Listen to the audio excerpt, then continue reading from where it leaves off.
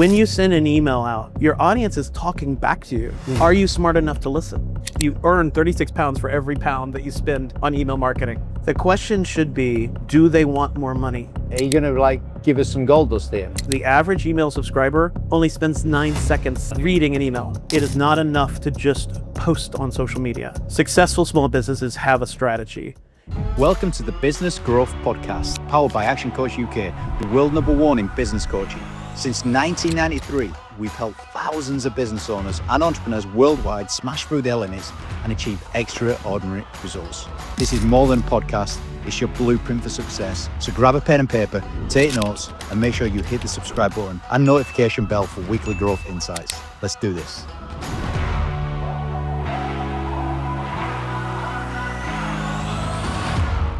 ActionCOACH, the help you need to grow your business. I just spent maybe 45 minutes with an absolute expert on email marketing. This is Matthew Montoya. He's from Constant Contact. They're the world #1 in email marketing, been going 30 years in that space. What he gave us is the exact structure to get the best results possible on the #1 KPI when it comes to email marketing, which is click-through rate.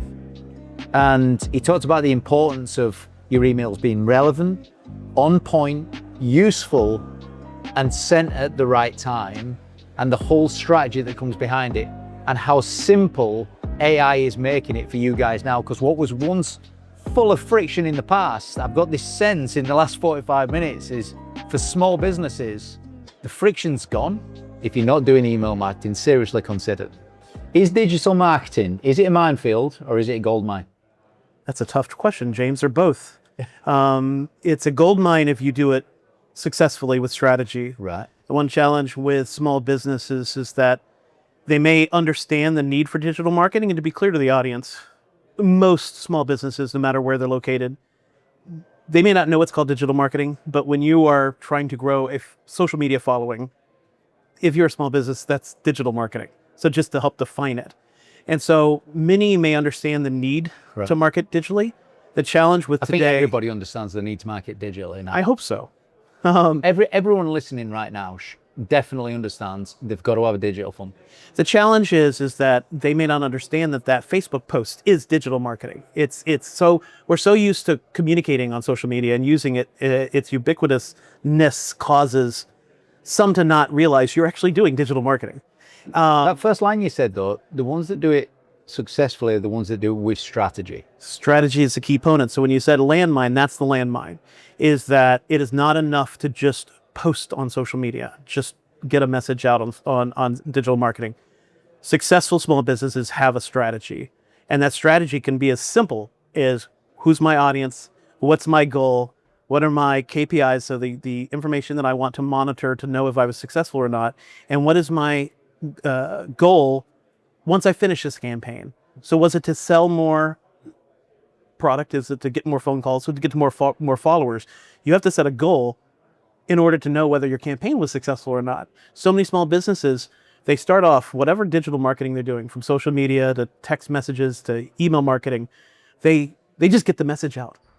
Well, if you don't know where you're going, how are you going to know when you got there? I like how you made it really simple there. Actually, a strategy can be as simple as knowing who the audience is. You said that first, then you said goal, then you said a KPI, and you came back to goal again.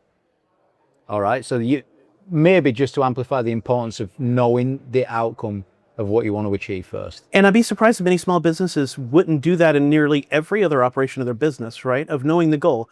If we order this product to offer, well, do we want to sell 10 of those, 15 of those? They set goals all the time, but what I've seen in small business is that they don't set goals in digital marketing. The large organizations that are doing digital marketing successfully, they are setting goals and measuring those goals. I guarantee it. Small businesses can do that, but they need to understand the importance of it. Well, look, the 3-step process of who's your audience, what's the goal, how are you going to measure it, probably how you're going to interact with them as well is springing to my mind. I mean, there's going to be a methodology of how you're actually going to reach out to them, the audience as well, whether it be a post or a comment or a message. Well, the challenge is a couple of pieces. One is if you are just posting to post, and you don't set a goal, well, we've established that that's a problem. The other is monitoring the social media posts. If you're going to post on social media, monitor how many likes you got, how many comments you got, how many shares you got. If you don't get any of those, and I hate to upset the apple cart, but if you're not getting any of those, the likelihood of people seeing future posts on social media, thanks to algorithms, becomes smaller and smaller and smaller. Goal should be, number one for a small business, get likes, get comments, get shares, or as social media platforms would prefer, pay for it. You know what? It's a bit of a blinding flash of the obvious what you've shared there. And my intuition tells me that it's probably a lot more common than what we think about. Because as a trapper, you can just fall into the trap of just posting without a clear objective. And it's so important to begin with the end in mind. The goal, what's the outcome that you're trying to achieve? Who's your audience? What's the goal? How are you going to measure it? And if I may, the biggest challenge small businesses have from where I sit is the first word you said, which is who's my audience? Because of the democratization of social media, small businesses will tend to just send out digital marketing, again, whether that's email or social media, other kinds of vehicles. They will send a one-size-fits-all message for everybody. And unfortunately, audiences have become sophisticated enough that they expect as targeted a message as possible. If we think about it, if you go to Amazon and you look for a product, and then you don't buy the product, and you shuffle over on your computer to social media, what's right there in social media? It's that product you looked at. What's right there on Google? That product you looked at. Audiences, whether they know it or not, are becoming very sophisticated and expect to have tailored, targeted marketing to them. When I first started at Constant Contact 15 years ago, yes, you could get away with a omnibus marketing initiative that would fit everybody's needs. But now, thanks to cell phones, mobile phones, audiences are spending less time looking at marketing messages. They have short attention spans, and they expect targeted quality content for them. You said that twice. You said it right at the start and right at the end. They expect tailored, targeted marketing. It can be a bit of a nasty place as well, can social media, can't it? Because if you don't do the sort of targeted, tailored marketing, they can make you bad comments on you. What is this rubbish? The biggest danger is that you could be posting to nobody. You might have 100 followers, and yet only 2% on average are actually seeing that post if you don't think through strategy. Well, just a second. Guys, have you ever had a post where you've just not had comments or not had anyone look at it type thing? Sneaky thing is, for some small businesses, I think it's more common than what I'm afraid so, James. And the problem too is that social media is doing their job. Social media is interested in providing their customers content that their customers like to see. The more you like, comment, or share, the more you're telling the social media companies, yes, I want to see more of this kind of content. But if you don't give that feedback to social media as a consumer, then they don't know what to surface. You know what? They don't know what to surface up. Who's your audience? What's the goal? What's the KPI? Quality, thought through content. So the challenge now is that small businesses have the ability to do effective marketing. You know, tools are easy to use, they're low cost. They've all got the problem dashboards. is strategy. Strategy is the key component to success. Now, there are some technological leaps that are occurring right now that can help people with strategy, but you still need to understand the big picture, which is it's targeting and personalizing my content as much as possible. And it's making sure that I am sending consumable content and I'm monitoring the results. Okay, so is that a simple strategy, or is there a more cohesive, deeper, strategic element to marketing here? There always has been, except in the past you paid a professional to look at audiences and targets and help you build strategy. Now, because of the cost threshold being affordable for a small business and the technology being relatively easy to use, well, now we've cut out the professional, and yet the strategy need is still there. So what I would encourage anybody to do is, if you're employing a digital marketing solution, make sure you're asking yourself the critical questions, which is, am I reaching the goals that I set to the audience that I intended to reach? And if the answer is no, it's a good time to take a step back and build a whole new strategy. I want to niche down a little bit because digital marketing covers loads of areas, doesn't it? Website, social media, emails. Is there anything else on top of that? Advertising? It's become a catch-all term for anything that's on a computer.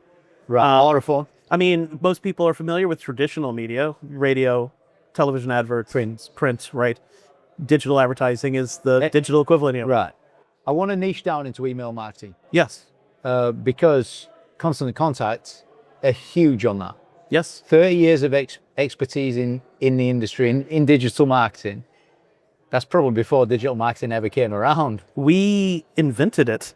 So, I know that in the UK, It's real, constant contact invented digital marketing. Well, we invented email marketing as a software solution. Yes, we were the first to market a software solution that anybody could procure very easily, low cost, and do effective email marketing.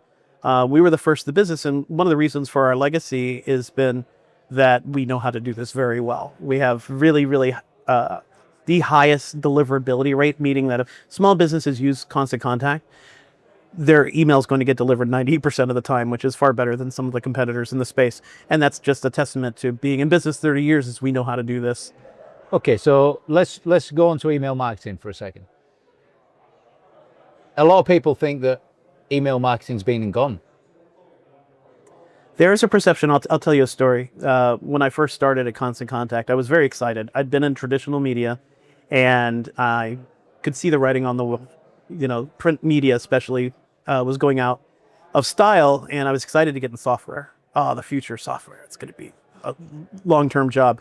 And my friends and family said, congratulations, keep your resume up to date. Well, what an odd thing to say as a congratulations. And they said, well, email marketing is going to go out of business soon. Facebook, social media is going to eat it for lunch. It's going to be gone.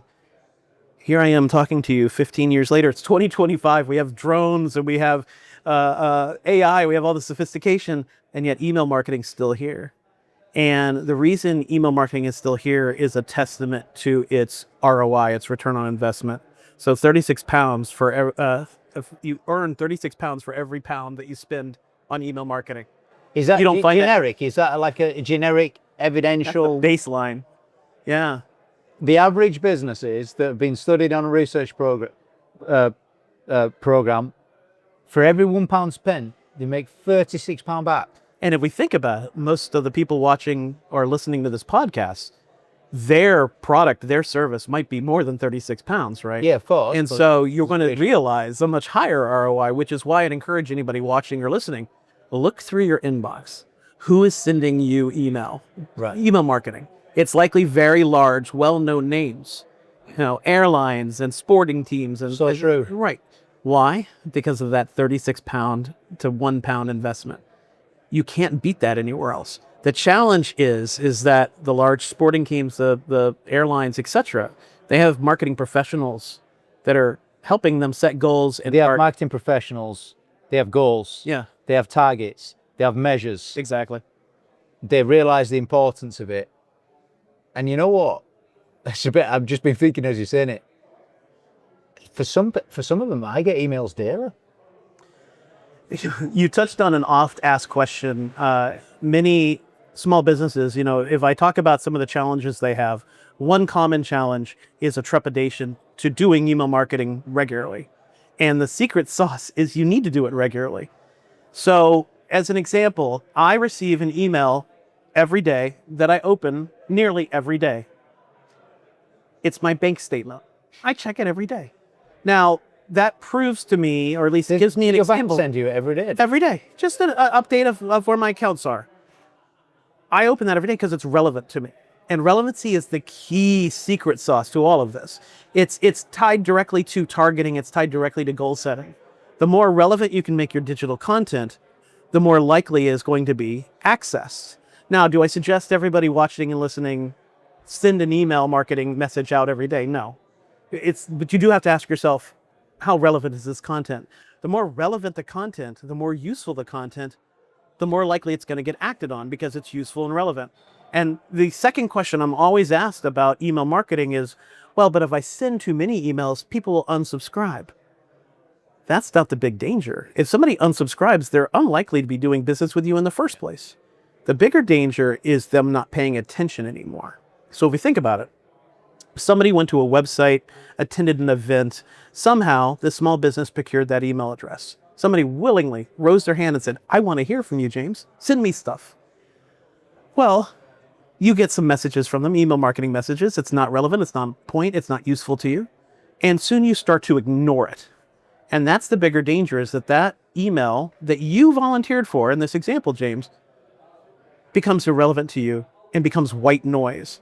And another thing I would challenge anybody watching or listening is, I guarantee in their inbox, I guarantee in your inbox right now are email messages from organizations that you have spent with, that you have donated to, that you have attended events that you just don't see anymore. I'm ignoring. Because you're ignoring it, and they taught you to ignore it. So Because of lack of relevance, they're not on point, and it's not useful. it's not useful. How, I mean, look, let's go the other way.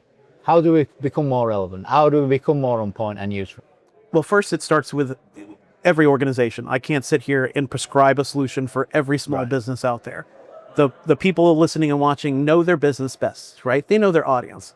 So it's taking a step back and going, well, what makes us unique in the market? You should know that as a small business, right? What's my unique selling proposition? And then saying, okay, how can I deliver value to my target? And when I say target, I want everybody to understand there can be more than one target. You might have targets based on geography, or based on product affinity, or based on price point affinity, or based on political views, whatever. It's going to depend on the small business, right? But you're going to identify your targets, right? Your segments, if you will. A small business should know that. Instinctively, they've experienced that. Oh, we have more, and I'm just throwing this as an example, we have more female patrons than male. Well, that's telling you something. Your product is useful and attractive to a female audience. So that's an example of the segmentation. Next thing the small business should know instinctively is, okay, my target audience, this target audience likes that thing. They like this service. They like that product. Okay, so I know who and I know what. Now it's a matter of carving up my email marketing list and sending content that is useful related to the segment. So we're going to use the female persona again as an example. I know that primary audience is female. I know that they like product Z. Let me send information about product Z to them. All the more useful is, how can you best utilize that product? What are ways that you can leverage this service? Here's some tips from my experience of being a small business for 10 years. The general rule is, best practice is to educate your audience as much as possible. So the general rule is 80% of your digital marketing should be around education, and 20% should be promotional.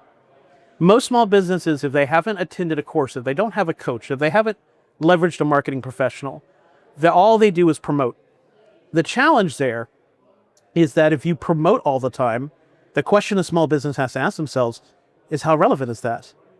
So we'll use you as an example again. You've signed up for a list. You're receiving messages. They're promoting. Discount, product, discount. Well, if you're not in the market right now to buy that product, they're sending you an irrelevant email. And by the time you realize, okay, I do need that product, you might be tuning them out. Ignoring. Yes, it's very few industries that have the luxury of having an audience that's always engaged with the product. And generally, it's food. Restaurants can get away with constantly talking about product and discount because we're hungry 3 times a day. But other kinds of businesses, it can become a real challenge in making sure that you're offering the promotion at just the right time. And the way you do that is by staying top of mind. And that comes back to your frequency question, which is, some organizations can send every day. And I said, well, you can certainly send more than you think you can. And that ties into the idea of making sure that when the customer is ready, the targeted customer is ready to buy, attend, donate, whatever it is, when they're ready, they're seeing your message at just the right time, because you're not constantly bombarding them with promotion. You're giving them useful information. So when I say, aha, I need my heating fixed. Well, the moment I have that realization that I need my heating fixed, I've been receiving regular messages about keeping my heating system up to date, other things related to my home, because they've sent me that relevant content that when the need is there, that organization is the first one I think of. we're coming back to the strategy piece here, because I'm going to repeat this. There's some stepping stones in here. You know, number one, it's got to be relevant. Number two, it's got to be on point. Number three, it's got to be useful. And number four, you've just added to it. It's got to be done at the right time. The timing, you've got to know the timing. So we come back to strategy, and something that you said in all of that was putting the time and effort into segment your database to understand your audience. That's part of the strategic piece as well. Knowing the ebbs and flows of your customer is certainly important. So in terms of timing, that's going to be the hardest piece for a small business to inherently figure out, is when's the right time. But I'd be willing to bet that a small business does have more insight into timing than they think they do. What's the peak time for phone calls? What's the peak foot traffic time? What time of year do most of the products get sold? You know a bit about the ebbs and flows of your customer. And then there's also logic, meaning if my target audience is parents, I don't want to send marketing messages out while they're picking up the children at school, right? Ideal time might be after the kids are in bed. And so can use your business logic there too, but also use the power of digital marketing, which is the ultimate power of digital marketing.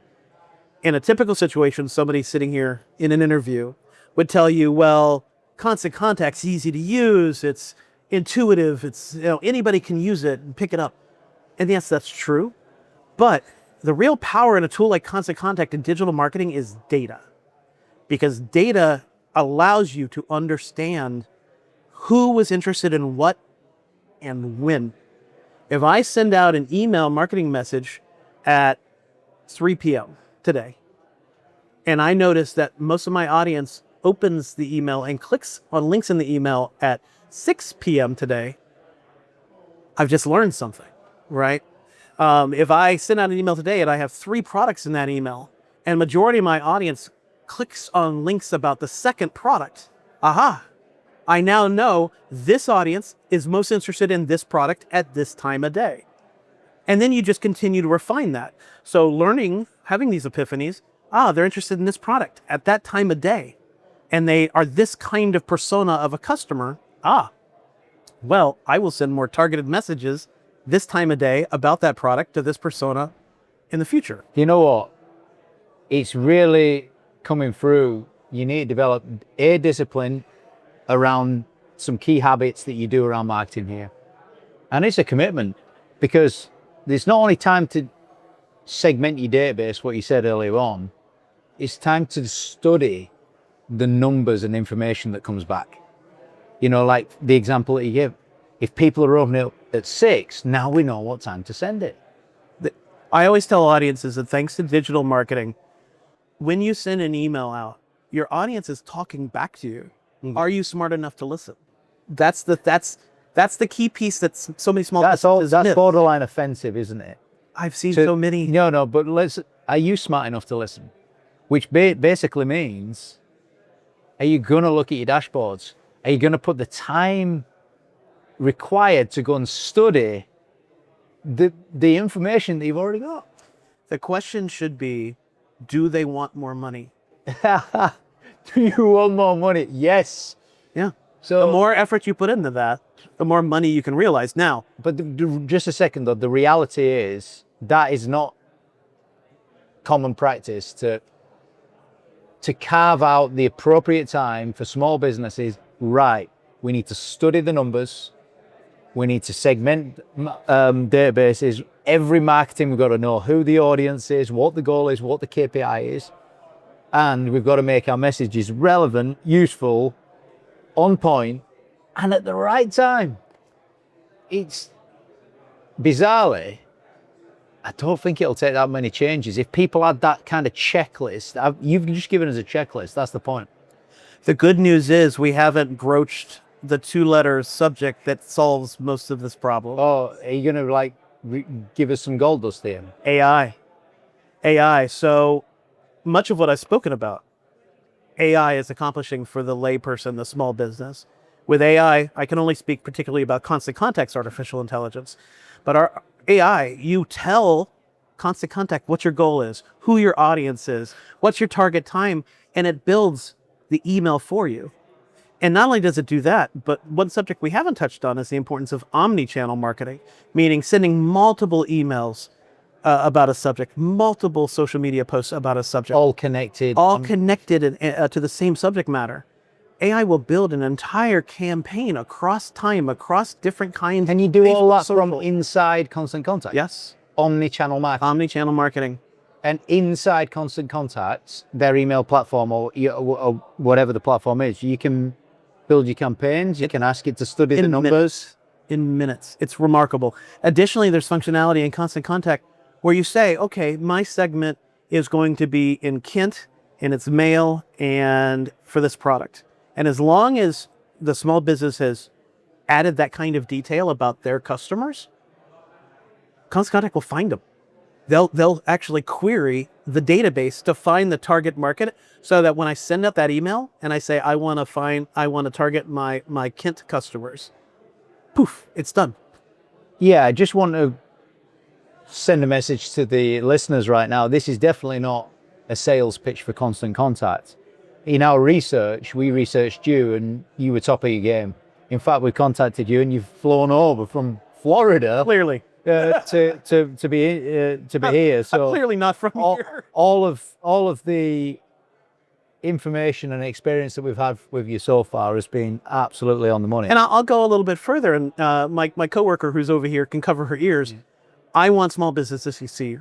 Constant Contact, we want small businesses to succeed. If you use a competitor, great, but pay attention to what I've talked about.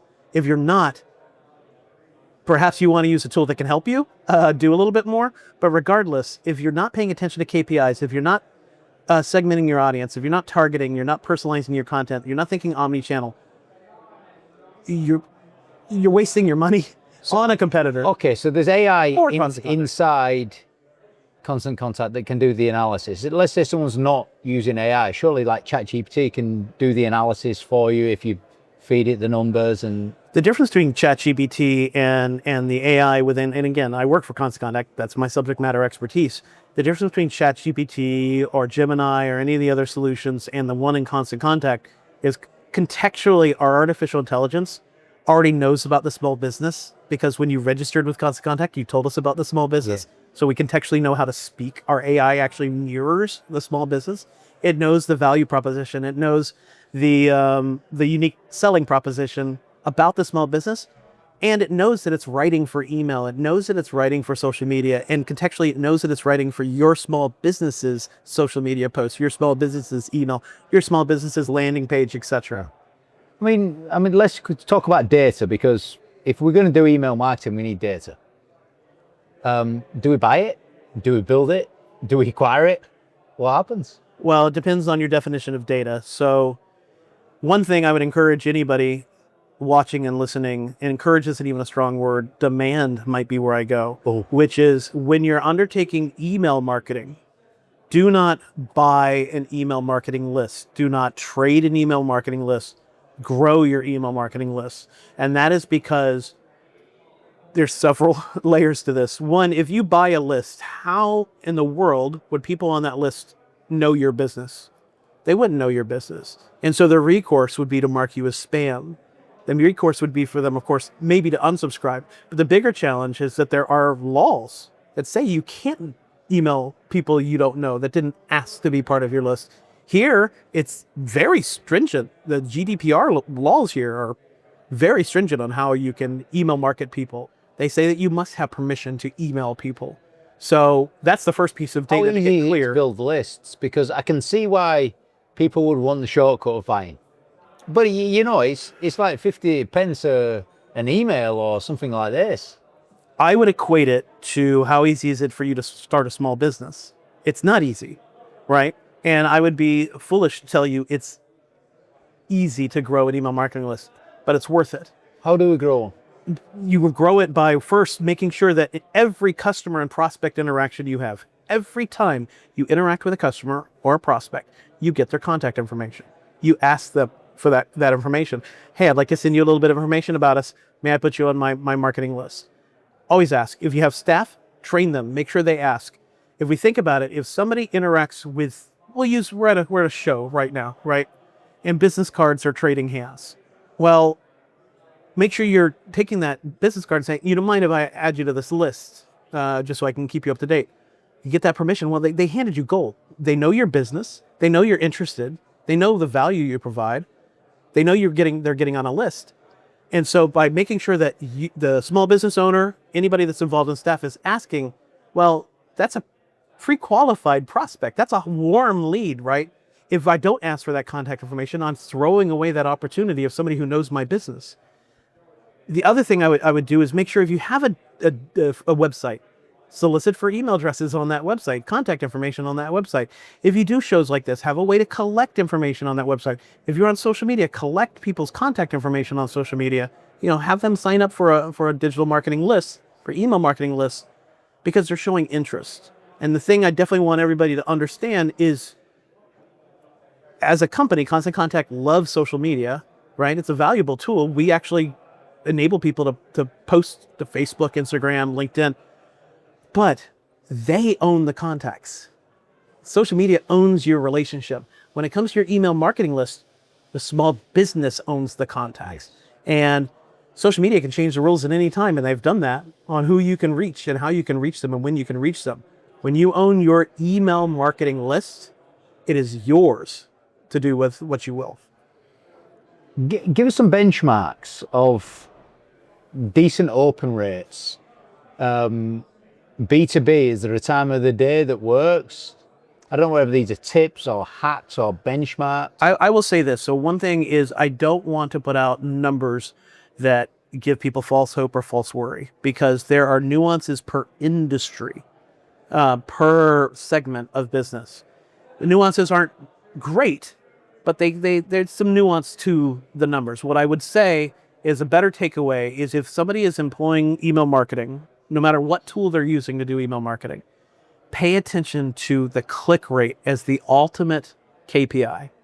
Because so many small businesses, if they're using a tool like Constant Contact, they obsess about open rate. Open rate is it's always a bigger number. It's the percentage of people that open an email based on the number of people you sent it to, and people are attracted to big numbers. Yeah. Click-through rate's always a smaller number because it's a percentage of the people that opened it that clicked links. But here's the challenge with focusing only on open rate. One, open rate really doesn't prove anything. Somebody could have received an email, opened it, this is rubbish, closed it. No reason to pat yourself on the back for somebody that didn't even look at the email. Another reason, previews. Gmail, Outlook, they show a preview. That could count as an open. They didn't even look at the email. Sure. The biggest challenge is in 2021, Apple changed their privacy rules and now mark any email that lands on any device in any inbox as open. So open rate, which has always been problematic, is now nearly useless. You don't really know anything about the behavior. But click rate. Click rate proves the email was delivered, proves it was opened, it proves it was reviewed, it was read. Probably relevant, probably useful, on point. Specifically what people found of value, right? It's good feedback. So when you're looking at your metrics, the main thing to look at is, am I growing my click rate? Because if you're growing your click rate email after email after email, that means I'm doing a better job targeting. I'm doing a better job goal setting. I'm doing a better job keeping my content relevant. If I see it decreasing, it's time to pivot. It's time to course correct. I was speaking to someone last week about copywriting. They've been really working on copywriting. And they were really celebrating. They were really happy about this because they got the record click-through rate, what you just said, and they had 36%, which... It's astronomical. That is astronomical. That's very good. But they were attributing it all down to the copy, which is the quality of the relevance, on point. That's what relevance, on point, and useful means, isn't it? It's copywriting. It's a bit of a mixture. So the copy is going to be just one piece of the formula. So one thing I would encourage anybody that's doing email marketing to remember is the average email subscriber only spends 9 seconds on average reading an email.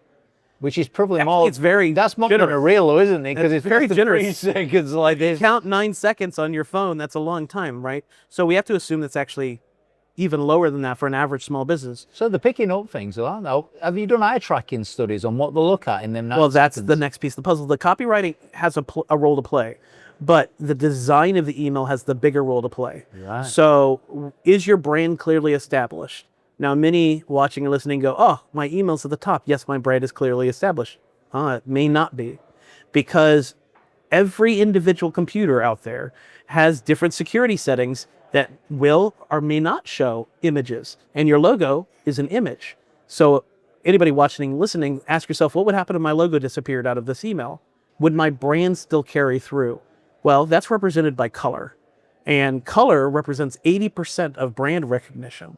So you want to make sure you're carrying your color consistently through the email. And then remember simplicity. No more than 25 lines of text, no matter how good that copywriting is, no more than 25 lines of text overall, no more than 3 images overall, and no more than 3 calls to action, meaning 3 links for people to click on. Less is better than more. The reason for that is we want people to receive the email, immediately understand, what's this email about? Who's it meant for? What should I do next? We want people to understand that as quickly as possible, because the email is not the destination. It's an advert for the destination. It's the 9 seconds. We want people We want in to and out. maximize the 9 seconds using the bits that you've just sent. That structure, what you've just sent, 25 lines, no more than 3 pictures. We've got 9 seconds. To make our point. And some might say, well, I have so much to say. Well, if you feel like you have so much to say, that might be telling you need to do a better job targeting, because you're probably trying to say too much to too many people. So with that guideline, our goal is to get them in that email and to our website, to our social page, to the event registration, to whatever it is, as quickly as possible, because that's where we buy more time. Because they made the decision to click a link to learn more, now we're expending our time in front of them. Now they're reviewing our website as an example and looking at our price and looking at our product and looking at our service. Now they're weighing pros and cons. Now they're weighing next steps. Additionally, they've just made a little mental commitment to us. By clicking, and they said, I want to learn more. And that is very, very powerful. And if we remember, tools like Constant Contact tells you who clicked on what. So now we know we bought that little bit of mind share from that person, where if we were only focused on opens, we really wouldn't know anything. Click-through rate is the ultimate KPI. It is. And we're learning that from the world #1 in email marketing, Constant Contact. You said it, I didn't, but I'm happy you did. Well, you're kind of telling me that you are as well at the same time. Got a few other questions for you, interesting ones here. But who have you learned the most from personally In terms of marketing, in terms of marketing? this is going to sound a bit showy or over the top. Our customers, surely our customers. So my journey at Constant Contact, my 15 years, I've been lucky enough to travel to 48 United States and 3 countries, talking to small businesses, teaching small businesses. And in my first 6 years of the company, I taught over 14,000 small businesses face to face in an 8-hour session. So 8 hours on Yes. one subject. Well, I'll come back to that in a second. Remember that. So 8 hours, and I learned their love for their business, their passion, the experience of starting out their business and seeing it flourish, hearing about their challenges and helping them overcome the challenges. And so, yes, there are many marketing books and websites and experts out there, and I try to keep up with that. But I've learned the most from small businesses. I mean, a lot of what I've shared with you today is based on teaching them and helping them make more money and be more successful. There's nothing more satisfying than teaching somebody something and watching that light bulb go off in their head, that epiphany. Because when I see that occur, oh, that's why I should do this. You're helping them make money, and you're putting food on their table. You're helping their children. You're helping their community if they're a non-for-profit. It's the most empowering, exciting feeling. But your eyes lit up when we talked about 8-hour course. And I'm going to bring it back to artificial intelligence. I used to have to teach an 8-hour course because back when I first started, this was, again, 15 years ago, you had to do a lot of work manually to build a great email. There was a lot of build and how do you do copywriting, and how do you talk about yourself, and how do you talk about your product, and how do you position and target all of this, thanks to artificial intelligence especially. You just need to know who you want to reach, what it is you're talking about, what it is you're selling, and what's the optimal time to send to them. And Constant Contact will help you with most of that. Digital marketing tools will help you with most of that. The world of email marketing and digital marketing has transformed thanks to artificial intelligence to give small businesses the thing they were missing. We have this world of digital marketing that has become easier and easier and easier to use at a lower and lower and lower cost. But what had been missing was strategy. And now artificial intelligence is providing that. It's doing the hard work for you, isn't it? The thinking, it's like, where do I go first? It's no longer overwhelming. There's people that are It's about spend time with it and give it direction and respond back to it and give it more direction. It's only as good as its input, right? So some people are trepidatious about artificial intelligence. I look at it as just one other tool. I've been in marketing for 25 years. Copywriting comes very natural to me, right? I've been doing it for a long time. I still use artificial intelligence to get the messy part out of the way. It gets me on the green. It gets me started. I understand, okay, I already know how to write about this. Go ahead and write this for me, artificial intelligence, and then I'll massage it. I'll edit it. I'll tweak it. But it's taking the hard staring at that blank screen part out of the equation. And thanks to artificial intelligence, literally building that email, that's 25 lines of text. That's no more than 3 links. That has your logo and your colors in place. I spoke with a real world-class expert on copywriting. And they did say, though, it can write as good copy as humans can. It does lack emotion. All the artificial intelligence, again, I'm a subject matter expert in Constant Contact, but all of our artificial intelligence forces humans to review it. There is nobody that knows how to talk about a business better than the business, but it does help take some of the effort out. It gets you 70, 80% of the way there. I would certainly not want anybody watching or listening to walk away and say, artificial intelligence will do everything. Yeah. Artificial intelligence is just a tool. It's a tool to help you be more efficient. It's a tool for the layperson to now act like the large companies that have a big staff. But it's still the human, the small business owner, that needs to review it, tweak it, massage it to sound as exactly like them as possible. What's the biggest myth about email marketing? We touched on it. It's irrelevant. That it's dead. There's so much. Is it more alive now than ever or not? I would say it's much more alive than ever. The flashiness, and again, as a company, we love social media. The flashiness of TikTok is easier and more attractive, perhaps, to a small business person than, and I'll say this lovingly, dodgy old email marketing. And yet, dodgy old email marketing is here 30 years. Right. Think about all the things that have come and gone in 30 years. Dodgy old email marketing is still here. Why? Because it's still effective. But what I definitely want everybody to walk away from this interview is understanding the human still has a role to play in it. You still need to make sure you're bringing that strategy of who am I sending this to? Why am I sending this to them? And what do I want them to do after they receive it? If you think through those things and you set goals, you make that 36-pound return on your investment fairly quickly. And another interesting fact about email marketing and why it's still relevant is the average conversion rate, meaning how many people that receive the email will actually buy something, is on average 2%. Now that may not sound like much. 2% is a very small number. But for those listening and watching, is it worth having artificial intelligence build you this email, send it out to sell 2 products, especially if you're selling a product or a service that's in the hundreds of pounds? Yeah, it's worth your time and effort to send an email out and get 2 people on average to buy or do something. No other marketing vehicle delivers that kind of result at such a low price point. And that's the key thing. Could I get many more than 2 people out of 100 to buy something if I bought a TV advert? Well, sure, but what's that cost me? Could I see more than 2% conversion off a radio spot or print ad? Perhaps. or even buying social media advertising, perhaps. But is it going to come at that low price point to engage? Unlikely. What's the hardest lesson that you've had to learn in email marketing? The hardest lesson I personally have had to learn was the one size does not fit all anymore. So preceding my time at Constant Contact, I worked for a non-for-profit, and we used to send one email out to our entire database every week. And we did that because we thought it was more efficient. But we send one email to everybody, we're saving time. I don't have to, they just hit send and we're done.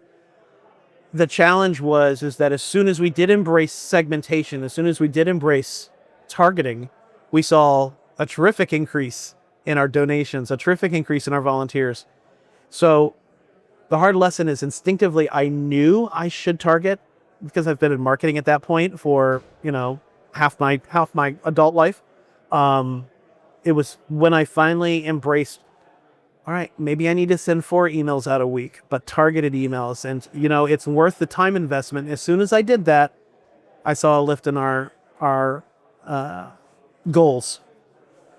My favorite bit of this interview has been the basic, simple structure that you've given small businesses, and actually the AI can remove so much friction and make you so much more strategic in a short space of time. What's been your favorite part? My favorite part is actually your question about the lesson I learned, and I'm going to flip it into what I hope would be the number one lesson everybody takes away, because I've shared a lot of advice, but the biggest challenge I've seen small businesses run into is not starting. Start. Take it seriously. Do it. I've seen so many, my list isn't big enough. My company isn't making enough money to warrant. There's a lot of excuses. Digital marketing is remarkably cost effective. It's much cheaper than a lot of people might assume.